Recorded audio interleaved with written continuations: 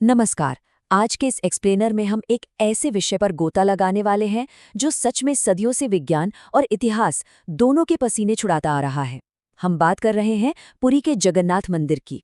इसके गहरे रहस्य, सदियों पुरानी किंवदंतियां और आज के समय की कुछ ऐसी घटनाएं जो तर्क और विज्ञान की कसौटी को सीधे तौर पर चुनौती देती हैं।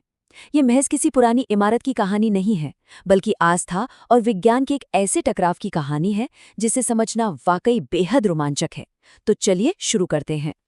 इस पूरी मिस्ट्री को समझने के लिए सबसे पहले 1558 के उस खौफनाक दौर में चलते हैं। बंगाल के सेनापति काला पहाड़ की एक खूंखार मुगल सेना इस मंदिर को पूरी तरह से नेस्त नाबूद करने के इरादे से आगे बढ़ रही थी। लेकिन ऐतिहासिक स्रोत बताते हैं कि जैसे ही वे मुख्य गर्भगृह की ओर बढ़े, अचानक एकदम दिन के उजाले में घोर अंधकार छा गया और तभी मंदिर के एकदम भीतर से एक रहस्यमयी, अंधी कर देने वाली तेज रोशनी निकली। ये नजारा इतना डरावना था कि कई सैनिक तो वहीं बेहोश होकर गिर पड़े और पूरी की पूरी फौज बिना एक भी तलवार चलाए वहां से भाग खड़ी हुई।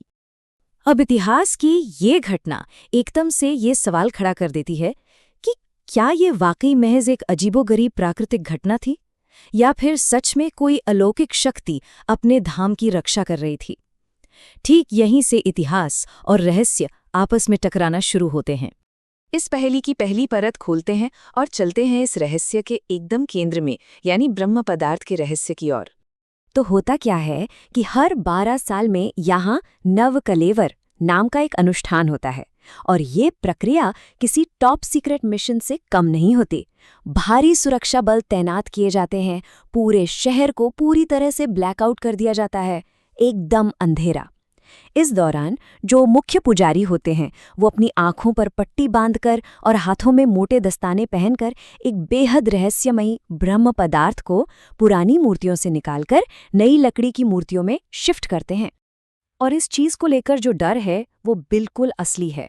2015 की ही एक घटना ले लीजिए। अनुष्ठान के दौरान एक पुजारी ने अनअधिकृत रूप से यानी गलती से इस ब्रह्म पदार्थ को छू लिया था, और बताया जाता है कि वो व्यक्ति उसी पल बेहोश हो गया, और जब उसे होश आया तो वो हमेशा के लिए अपना मानसिक संतुलन खो चुका था।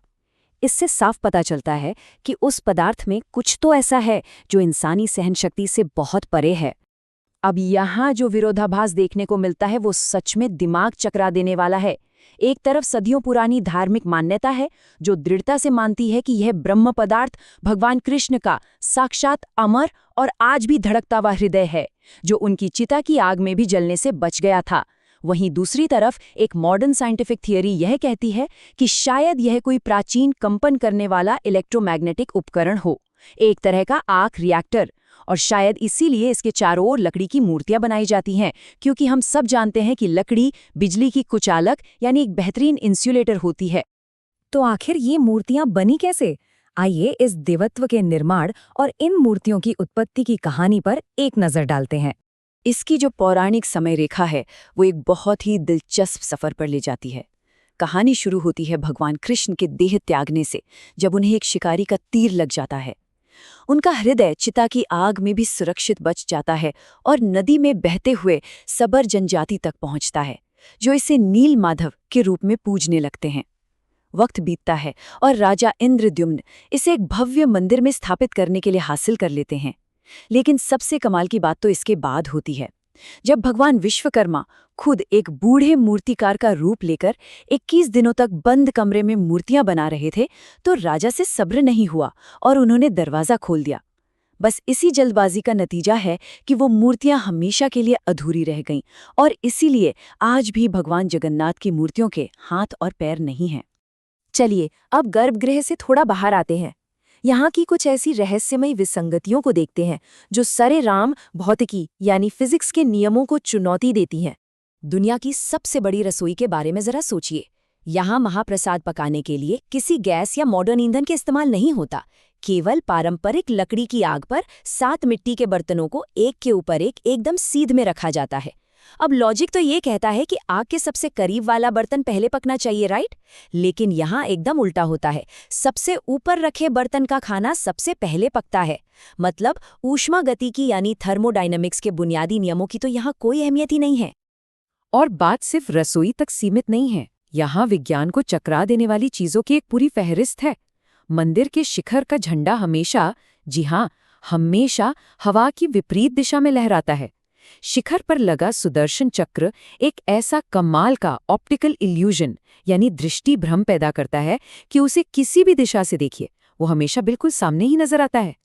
प्रवेश द्वार की 22 सीढ़ियों में से तीसरी सीढ़ी, जिसे यमशिला कहते हैं, उस पर तो पैर रखना ही सख्त मना है। और तो और आज तक किसी पक्षी या हवाई जहाज को मंदिर के मुख्य गुंबद के ठीक ऊपर से उड़ते हुए नहीं देखा गया है ना कमाल की बात।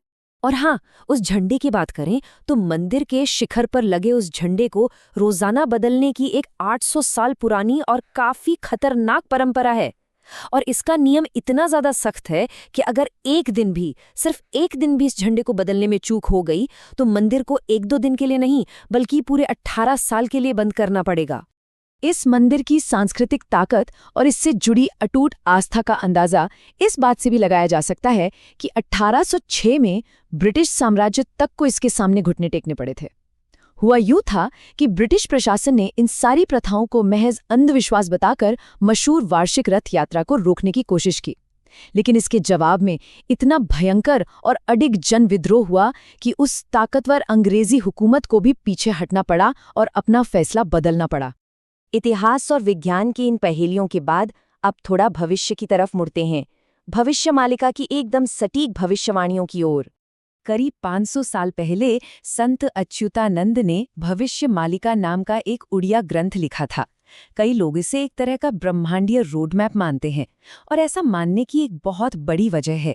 इसमें मंदिर और इस पूरे कलयुग के बारे में जो बातें लिखी गई हैं वो आज के समय की आधुनिक घटनाओं से इस कदर मेल खाती हैं कि किसी को भी हैरत में डाल दें।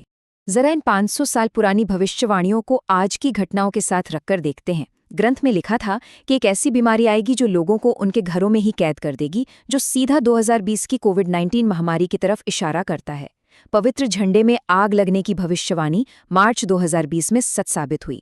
गुंबद पर गिद्धों का बैठना जुलाई 2020 में देखा गया, और मंदिर के नील चक्र के तूफान से टेढ़े होने की बात मई 2019 में आए फानी चक्रवात के दौरान एकदम सच साबित हुई। ये सब कुछ एक के बाद एक घटित हुआ।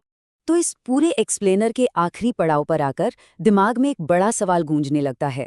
क्या ये सभी ऐतिहासिक विसंगतियां, भौतिकी को झुठला देने वाली ये घटनाएं और एकदम सटीक बैठने वाली ये भविष्यवाणियां, क्या ये सब महज कोई संयोग है, या फिर ये एक ऐसे गहरे सत्य की तरफ इशारा कर रहे हैं जहां आकर हमारी वैज्ञानिक समझ की सारी सीमाएं खत्म हो जाती हैं और सदियों पुरानी अटूट आस्था बोलना शुरू कर देती है?